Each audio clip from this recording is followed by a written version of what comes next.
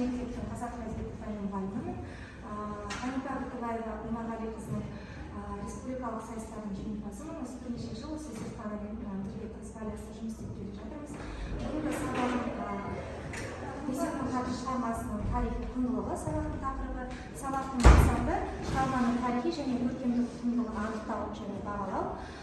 Осы орайда Қанипа Бітібаеваның ой тастау ойлату технологиясы бойынша сабақтың өн бойында осы технология жүзеге асты және таза тақта стратегиясымен жүргізді. Сонымен қоса саралау деңгейлік тапсырмалар берілген. Әр оқушыға тапсырмада саралау тапсырмалар берілген. Мысалы, жаңағы прожектор әдісі, одан кейін жеке жұмыста ой моншақ X0 деген ойын әдістері арқылы саралау деңгейлік тапсырмаларды жүргіздім. Енді ой тастау ойлату деген кезде сабақтың басынан бастап қабырғада ой шырғау әдісі болды. Одан кейін топқа бөлудің өзі бүкіл сабақта жүзеге асқан сәтінде сабақтың тақырыбымен қатысы болды. Яғни хаттың өзі хат арқылы топқа бөлінді. Содан кейін барып өндірістер тапсырмасы сұралды.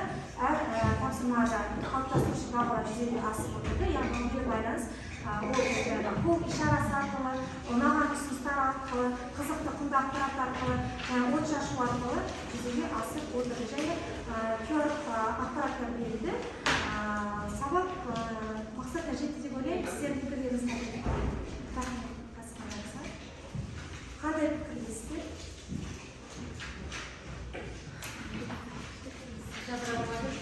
Бүгінгі сабағымыз өте сәтті деп ойлаймын.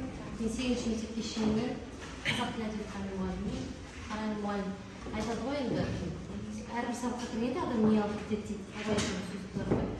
Теп-тегіс үш өмір берген айналыстыңыз, сондай сабақ көрдім, мақсатыңызға жеттіңіз.